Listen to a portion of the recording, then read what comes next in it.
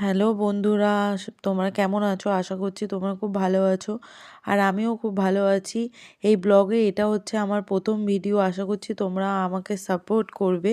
শীতকালে একটা নতুন স্বাদের আমি রেসিপি নিয়ে এসেছি, তা হলো গ্রিন আলুর দম।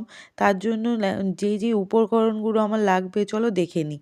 তার জন্য আমার আলু ডুমো ডুমো করে কেটে নিতে হবে। এতে কিন্তু অতি অবশ্যই অনেকটা ধনেপাতা দিতে হবে, টমেটো, চেরা কাঁচা লঙ্কা, আদা, গোটা জিরে, সামান্য পরিমাণে চিনি, পরিমাণ মতো নুন, হলুদ, আর এতে কিন্তু অবশ্যই পাতিলেবু লাগবে।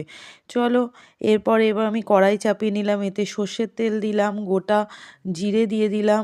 এরপরে যে আলুগুলো আমি কেটে রেখেছি তার আগে একটু নুন দিয়ে দেবো সামান্য পরিমাণে। এরপর আমি যে ডুমো ডুমো করে আলুগুলো কেটে রেখেছি তা আমি দিয়ে ভালো করে ভেজে নেব। এরপরে দেখো আমি যেই উপকরণগুলো রেখেছিলাম সেগুলোকে ভালো করে পেস্ট করে নিলাম। পেস্ট করে নেওয়ার পরে ভালো করে পেস্ট করে নেওয়ার পরে যে আলুগুলো যে আমি এখনও ভাজা হয়নি, এগুলো ভালো করে ভাজছি আমি।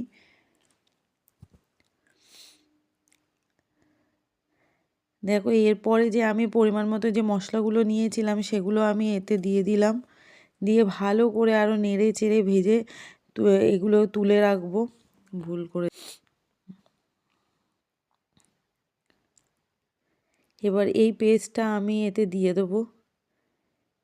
দিয়ে এতে পরিমাণ মতো আমি একটু জল দেব। জল দিয়ে নাড়াচাড়া করে এটা ঢেকে রাখবো। দেখো আমি এতে পরিমাণ মতন জল দিয়ে এটাকে অতটাই গ্রেভি শুকিয়ে নিয়েছি যতটা আমার দরকার ছিল। এরপর যে ধনে পাতাগুলো আমি নিয়েছিলাম ওগুলো তো পেস্টে দিয়েইছি, আর একটু এটা দিয়ে দিলাম ধনে পাতা এতে। দেখো আমার নতুন স্বাদের গ্রিন আলুর দম রেসিপি তৈরি হয়ে গেছে। তোমরাও খেয়ে দেখো, খুব ভালো লাগবে।